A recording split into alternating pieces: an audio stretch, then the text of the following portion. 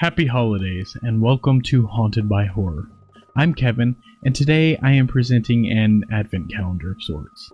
A countdown of crazy killer Kris Kringles, where I will be counting down 12 of the craziest, bloodiest, and most unhinged takes on jolly old Saint Nick to ever hit the screen.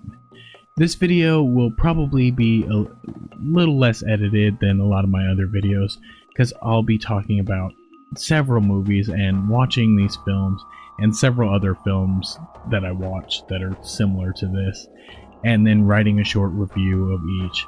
Took up quite a bit of time, and I am hoping to have this video out by December 1st. So it won't be a very clip heavy video, and will mostly be me providing an extremely brief synopsis and then talking about what I like and don't like about each film. But anyway, let's get into it. They ain't nothing but a bunch of naughty little children.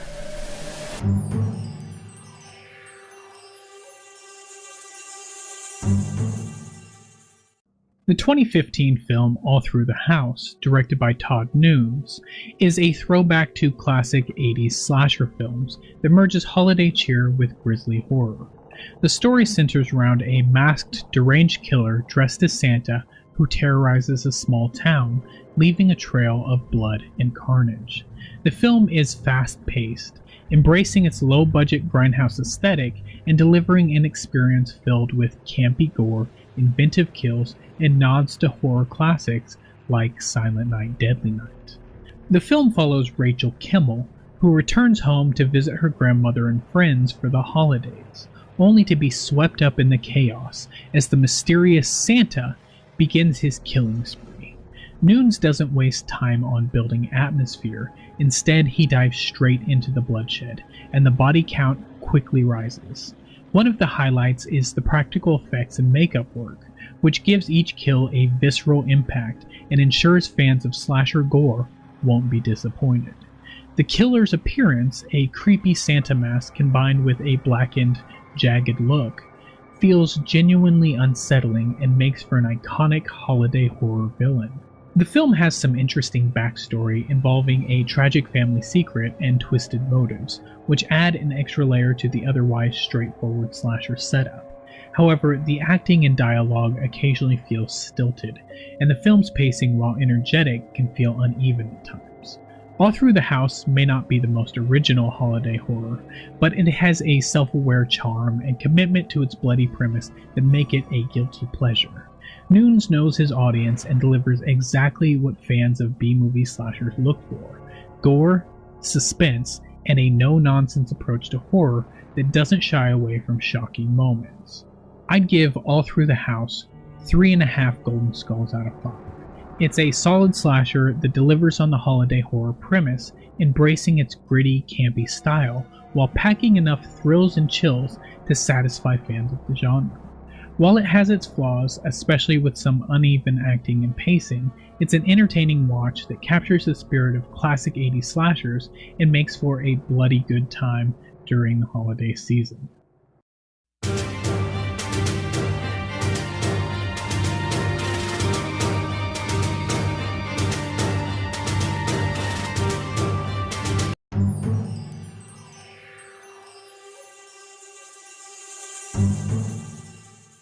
The 2017 film Christmas Blood, directed by Reinhard Kyle, is a Norwegian horror film that blends slasher elements with dark holiday themes, creating a uniquely eerie atmosphere perfect for horror fans looking for something different than the usual seasonal fare. The film, of course, centers on a sadistic serial killer dressed as Santa Claus, who, after a brutal killing spree, is caught and imprisoned. Yet, years later, he escapes, returning to continue his Christmas Eve massacre, targeting a group of friends in a small Norwegian town. Combining slasher tropes with Nordic influences, Christmas Blood explores the terrifying idea of Christmas joy twisted by the arrival of a relentless killer. One of the film's standout features is its commitment to atmosphere. Norway's bleak winter landscapes provide a hauntingly beautiful backdrop that amplifies the sense of isolation and vulnerability for the characters. The filmmakers make great use of the sparse, snow-covered settings to establish a chilling tone that persists throughout the film. This sense of place adds depth to what could otherwise feel like a standard slasher movie, giving Christmas Blood a memorable edge. The film also wisely embraces a slow burn approach, taking time to build suspense and dread as the killer closes in on his unsuspecting victims. This pacing may be polarizing for some viewers, especially those who expect a more fast-paced slasher, but it contributes to the overall suspenseful feel of the movie. The Santa Claus killer, a brutal and almost mythic figure, doesn't have much depth or backstory, which may be disappointing to viewers looking for psychological insight into his motivations. Instead, he's portrayed as a remorseless force of evil, somewhat akin to Michael Myers. His lack of motive is part of what makes him frightening. He's simply there to kill without any reason or remorse. However, some audiences may feel that this approach leaves the story feeling a bit shallow, as there's little exploration into the psychological horror that could elevate the film's scares. Christmas Blood is a bit of a mixed bag. It's a competent holiday horror with a moody, bleak atmosphere and plenty of gruesome kills to satisfy slasher fans, but it lacks depth and can feel overly formulaic in its plot and character development. While it's not particularly groundbreaking, the film's commitment to building suspense and utilizing its Norwegian winter setting makes it worth a watch for fans of seasonal horror looking for something a little bit different. I'd give Christmas Blood 3 out of 5 golden skulls. It's a solid Christmas slasher with a strong sense of atmosphere, but its lack of character depth and reliance on genre tropes keep it from reaching its full potential. It's enjoyable for horror fans who appreciate a slow burn and chilling visuals, but it falls short of leaving a lasting impact. About 2 freaks dress up as Mr. and Mrs. Claus. There's a storm coming.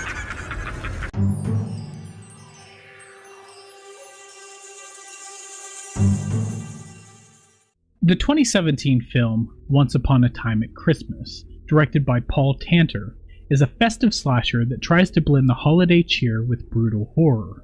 Set in a small town, the film follows a deranged duo, a Santa and Mrs. Claus, as they go on a killing spree during the 12 days leading up to Christmas.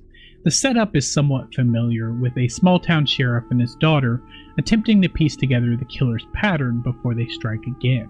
But the holiday twist on the killer's persona adds a unique, if somewhat predictable, layer to the typical slasher formula. The killers, played by Simon Phillips as Santa and Céla de Gode as Mrs. Claus, are undoubtedly the film's highlight.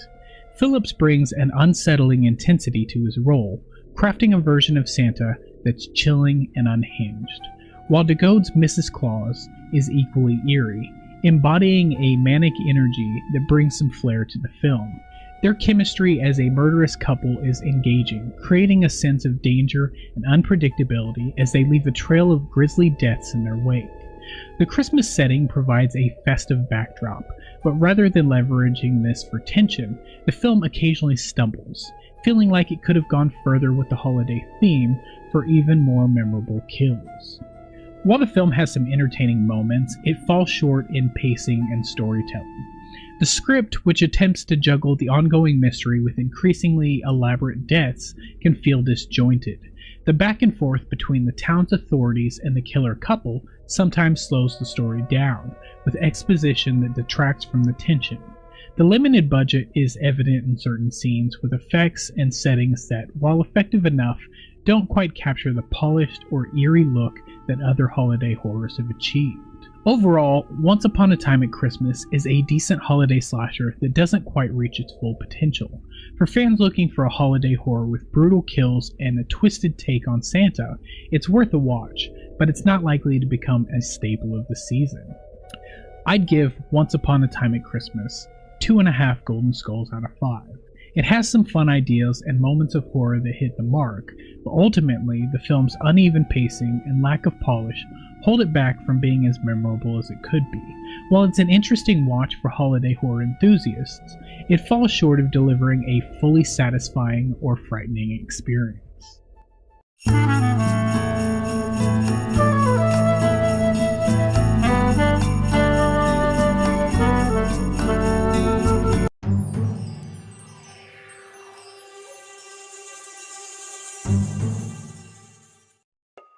Christmas Cruelty from 2013 is a Norwegian horror film that defies the conventions of holiday horror with an unflinching and brutal portrayal of violence and depravity. Unlike other Christmas-themed horror films that may blend dark humor with their scares, Christmas Cruelty takes a relentlessly grim approach. It's a film that doesn't aim to entertain with festive frights, but rather to shock and unsettle with its nihilistic and harrowing take on horror. The story revolves around a deranged man who, during the Christmas season, sets his sights on random innocent victims. While the plot may sound straightforward, it's the way the premise is handled that sets Christmas Cruelty apart. The film takes its time to show us the everyday lives of its protagonists, lulling the audience into a sense of mundane reality before ripping that sense of safety away in a horrifying display of violence. This slow build-up pays off as it gives weight to the horror when it finally erupts. The killer is presented as a cold, methodical, and disturbingly ordinary individual, which only adds to the horror. There's no supernatural element or tragic backstory to explain his actions. He's just evil in its purest, most banal form, and that's terrifying. The film does not shy away from graphic violence. It has scenes that are frankly hard to watch, with some audiences likely to find them intolerable. It's clear that this film is not for everyone. Those who expect something along the lines of Black Christmas may find themselves unprepared for just how raw and unfiltered Christmas Cruelty really is. For those who can handle it, however, Christmas Cruelty offers a rare glimpse into extreme horror that doesn't rely on jump scares or supernatural thrills, but instead on the terrifying reality of what human beings are capable of. It challenges viewers to sit with the discomfort and horror of what they're witnessing without any relief or catharsis, making it an experience few will forget. The cinematography is raw and almost voyeuristic, making the audience feel like an unwilling witness rather than a passive viewer. The film's bleak tone and unflinching approach to horror make it hard to watch, but it also serves as a bold, if controversial, statement within the Christmas horror subgenre. I would give Christmas Cruelty 3 out of 5 golden skulls. It earns points for its commitment to pushing boundaries and delivering a genuinely disturbing experience, especially for fans of extreme horror. The unrelenting brutality and bleakness work well in establishing the film's tone, giving it a unique spot in the Christmas horror subgenre.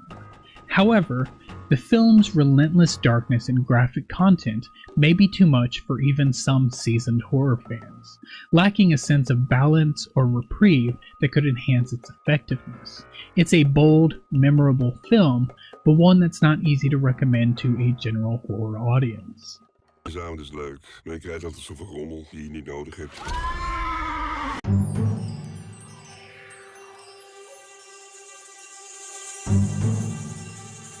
The 2010 film Scent, directed by Dutch filmmaker Dick Maas, puts a gruesome twist on the legend of Sinterklaas, turning him from a beloved holiday figure into a murderous undead bishop who terrorizes Amsterdam. This film skillfully blends horror with dark comedy, creating a holiday horror that's as entertaining as it is macabre. The premise itself is unique. Each time there's a full moon on December 5th, Sinterklaas and his gang of Black Pete's return from the dead, claiming victims in a spree of carnage. Moss leans into the absurdity, but he's careful to balance scares with humor, making for a film that's gory, fun, and self-aware. One of Scent's greatest strengths is its atmosphere. The dark, snowy streets of Amsterdam provide the perfect setting for a holiday horror, giving a chilly, eerie backdrop to the blood-soaked scenes. Moss uses the city's architecture well, staging chase scenes that wind through narrow streets and over rooftops. The special effects are impressive, especially considering the film's modest budget. However, some of the CGI doesn't stand up that well, but the practical effects are incredible. They're really, really good, especially considering the budget.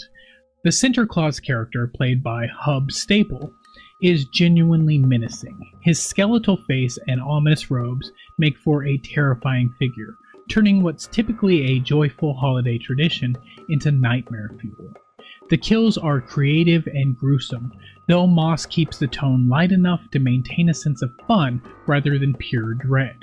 Despite its engaging premise, Scent does have some weaknesses. The plot is fairly straightforward, and at times the pacing drags as it shifts focus to characters who are less interesting than the villain himself. Some of the humor may not land for non-Dutch audiences, as it leans into local customs and traditions. However, these flaws don't detract much from the overall enjoyment of the film. It's an accessible and entertaining horror flick that delivers on its premise. I'd give Scent 4 out of 5 golden skulls. It's not a perfect film, but it excels at what it sets out to do, turning holiday cheer into bloody mayhem. The creative premise, strong atmosphere, and well-executed horror-comedy balance make it a standout in the Christmas horror genre. While it may not be groundbreaking, it's certainly memorable and a must-watch for fans looking for a mix of festive spirit with dark humor and gore. Christmas Eve is the scariest damn night of the year.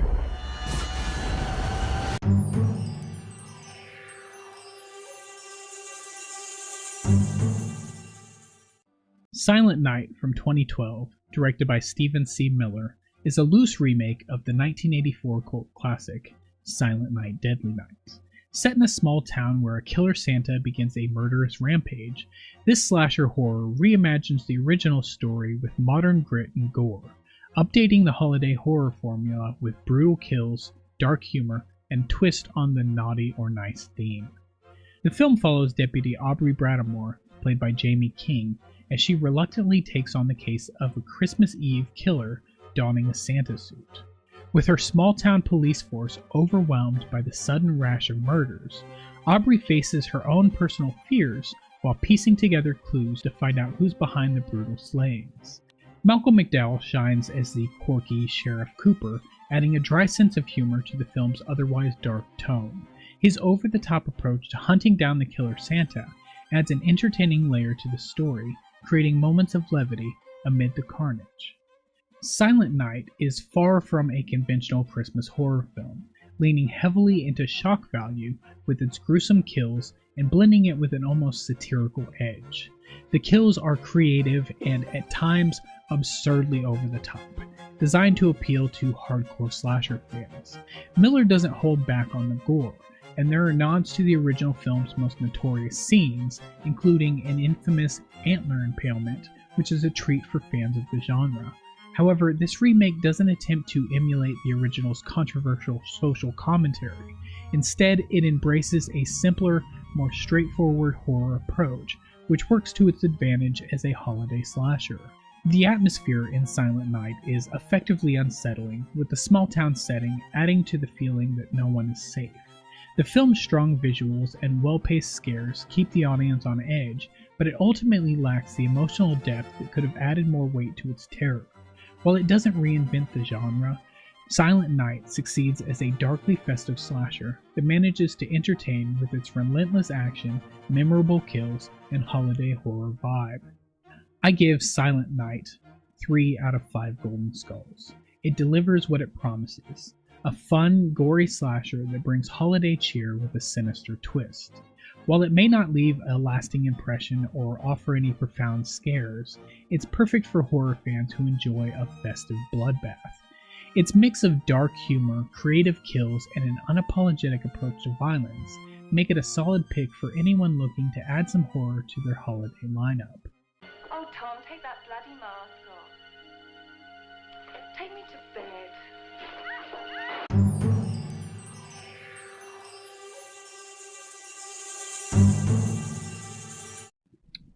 The 1980 film To All a Good Night, directed by David Hess, is an early holiday slasher that brings a nostalgic charm and classic horror setup to the Christmas horror subgenre.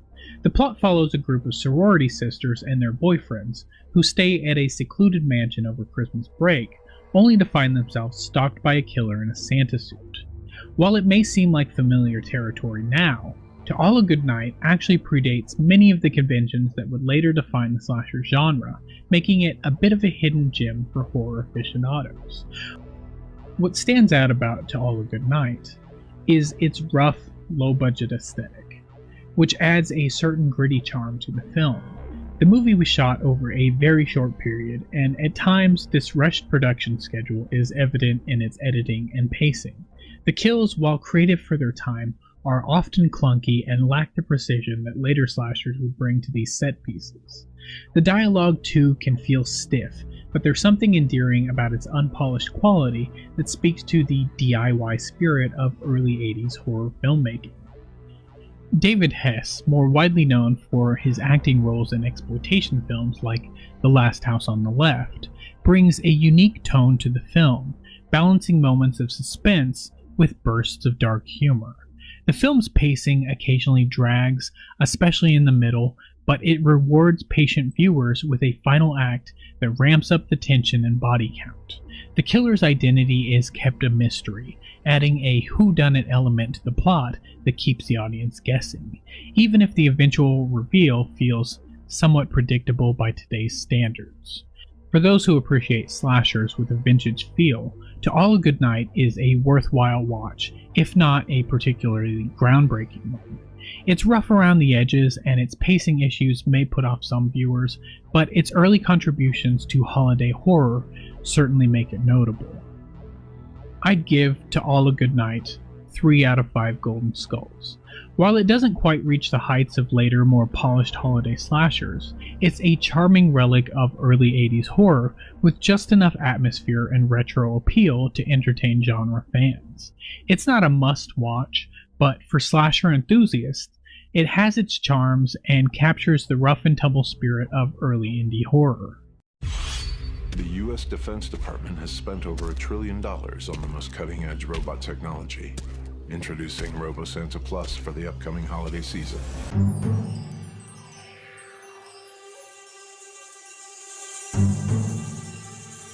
The 2022 film, Christmas Bloody Christmas, is a holiday horror film that takes the concept of killer Santa Claus to a thrilling new extreme. The movie's premise is a simple yet effective one. A robotic Santa Claus, initially created to entertain and delight children, goes rogue and becomes a relentless killing machine. Set in a small town, of course, the story follows Tori, a rebellious record store owner, as she fights to survive the night against this terrifying, seemingly unstoppable Santa. With neon-soaked visuals, a pounding rock soundtrack, and plenty of blood, the film quickly sets itself apart as an audacious addition to the Christmas horror lineup.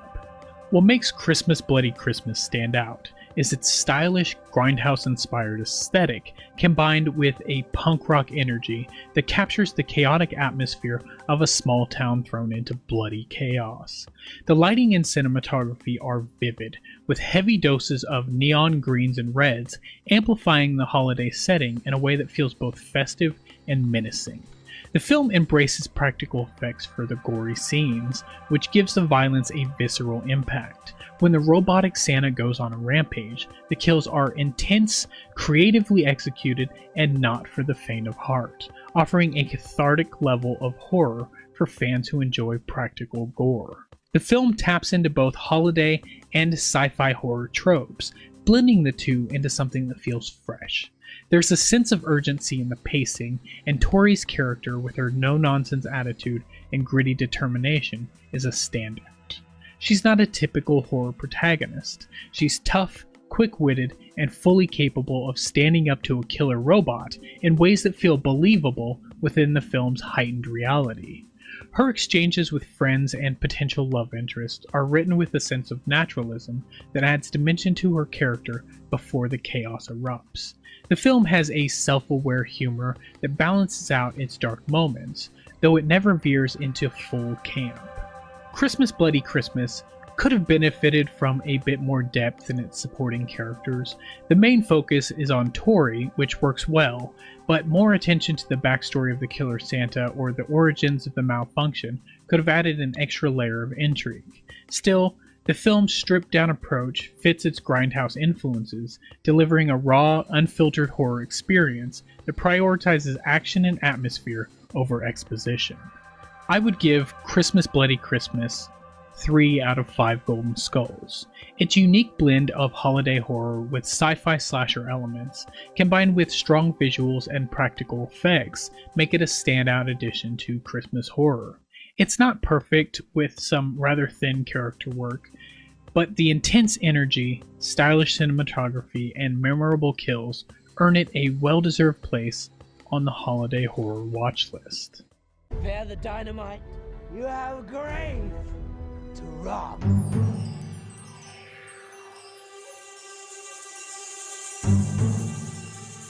The 2010 film Rare Exports: A Christmas Tale is a Finnish horror comedy that twists the myth of Santa Claus into something eerie and unexpected.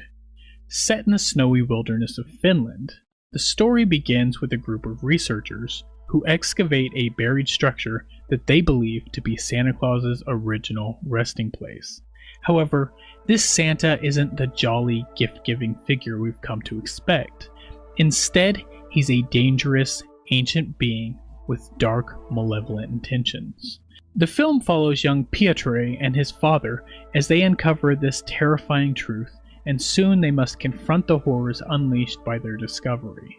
Rare Exports is a clever blend of folklore and horror, with a strong sense of place and culture adding authenticity to the mythological twist. The setting, with its vast, snowy landscapes and isolated villages, creates an atmospheric backdrop that makes the story both haunting and immersive. The film balances humor and horror skillfully, giving the audience both creepy and darkly comedic moments without falling into predictable tropes. The story draws from Finnish mythology, adding layers of folklore to the Christmas horror subgenre that feels fresh and original. The film manages to capture the spirit of classic adventure and coming-of-age stories, making Piotr's journey feel compelling and even heartfelt amidst the horror. Visually, Rare Exports is both striking and suspenseful, with scenes that are as whimsical as they are unsettling.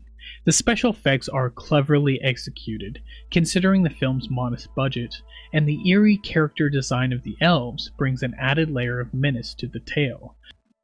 Unlike typical holiday horror, Rare Exports doesn't rely on gore or gratuitous violence. Instead, it weaves a story that's suspenseful, entertaining, and sometimes laugh-out-loud funny. It's a film that's as much about family, courage, and innocence as it is about confronting childhood fears, making it a unique experience.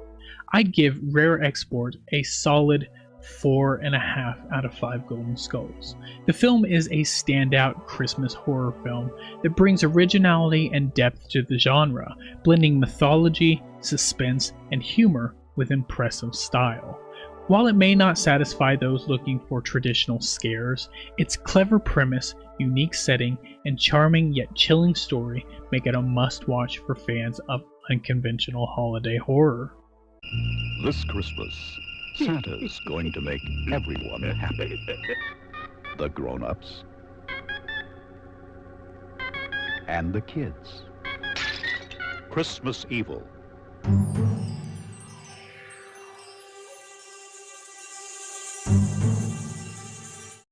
The 1980 film Christmas Evil, directed by Lewis Jackson, is a unique and unsettling entry in the Christmas horror genre that explores the psychological breakdown of its protagonist rather than relying on standard slasher tropes.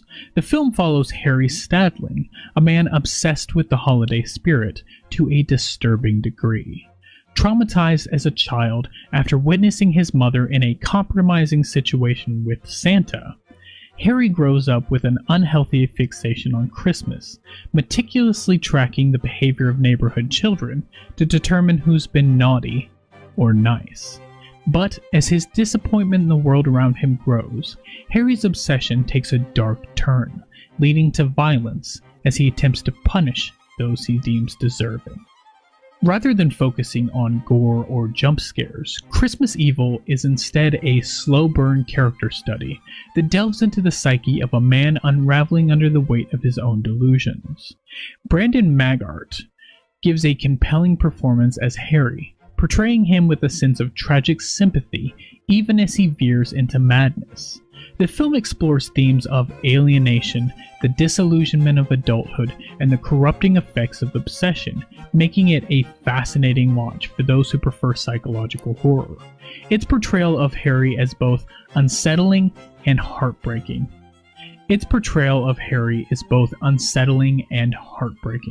As he truly believes he's embodying the spirit of Christmas, despite his actions turning violent. The atmosphere of Christmas Evil is enhanced by its gritty, low-budget aesthetic, giving it a haunting realism. Unlike many holiday horror films, it doesn't use festive iconography in a way that feels gimmicky. Instead, Christmas decorations, carols, and Santa suits are recontextualized to show how Harry's twisted mindset distorts these symbols of joy into something dark. It's a film that keeps the audience uneasy, uncertain if they want to pity Harry or fear him. The ending in particular is a memorable and surreal sequence that has become a subject of debate among fans, adding an additional layer of intrigue. For Christmas Evil, I'd give it 4.5 out of 5 golden skulls. It's a horror film that strays away from the conventional, offering an unsettling, character-driven narrative that stays with you long after the credits roll. Its emphasis on psychological horror and themes of obsession make it one of the more unique entries in holiday horror, though its slow pace and ambiguous ending may not appeal to everyone. Still, for those willing to embrace its offbeat approach, Christmas Evil delivers a disturbing yet poignant twist on Christmas terror.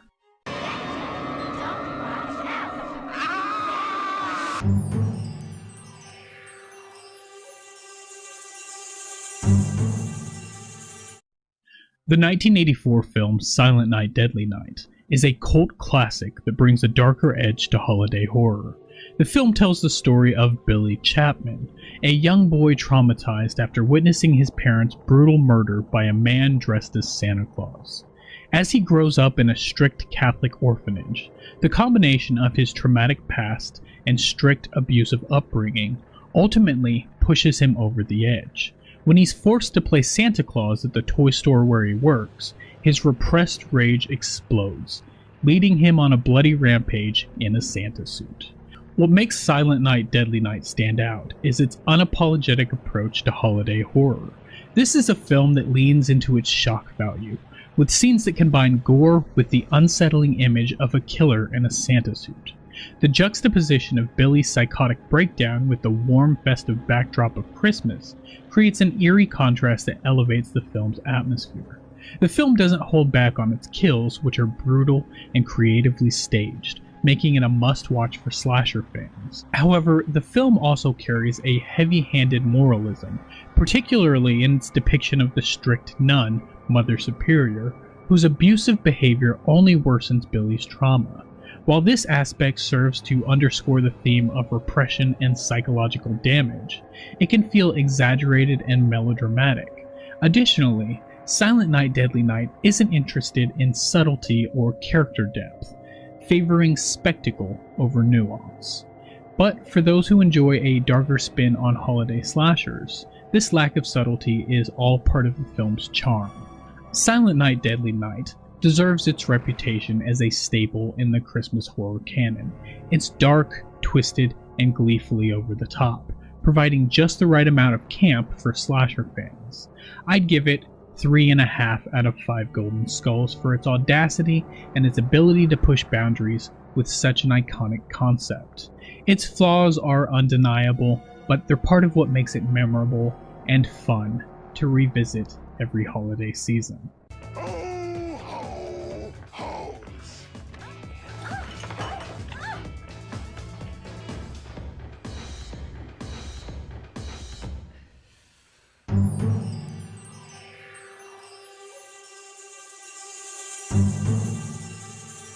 The 2005 film Santa's Sleigh is a film that thrives on its absurd premise.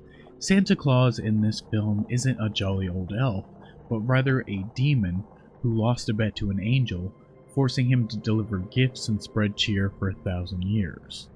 But now, his time as a forced do-gooder is up, and Santa Claus, played with grinning menace by legendary wrestler Goldberg, unleashes his true nature, a Christmas killing spree in a small, unsuspecting town.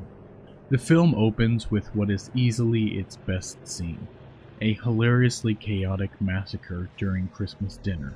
A star-studded group, including James Caan, Fran Drescher, Chris Kattan, and Rebecca Gayheart, sits down for the most dysfunctional holiday meal imaginable, only to be dispatched in increasingly ridiculous ways.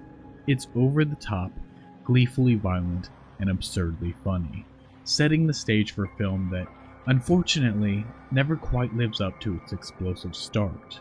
One fun fact about this scene, however, is that the actors featured in it are all Jewish, making it an ironic and amusingly subversive way to kick off a Christmas horror movie.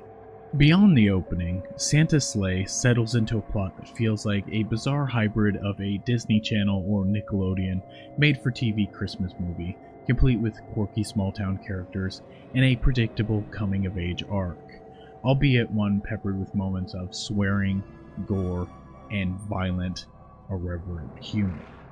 The story follows Nicholas, played by Douglas Smith, and his friend Mary, played by Emily DeRaven, as they uncover Santa's demonic origins and scramble to stop him before he can destroy Christmas for good. What keeps the film entertaining despite its uneven tone is Goldberg's performance as the evil Santa. He's clearly having a blast in this role, delivering one-liners and physical comedy with a gusto. Whether he's spearing victims or riding around in his white bison-drawn sleigh, Goldberg is magnetic in a role that could easily have been forgettable in less capable hands. While the movie certainly has its moments, absurd kills, clever puns, and a handful of genuinely funny gags, it struggles to maintain its momentum. The tonal whiplash between campy horror and family-friendly Christmas vibes might leave some confused about who the film is really for. That said, it's still a fun holiday watch for fans of genre mashups and irreverent horror comedies. For Santa's Sleigh, I'd give it 3 out of 5 golden skulls. It's a fun, chaotic holiday horror romp with an enjoyable premise and a very committed performance from Goldberg.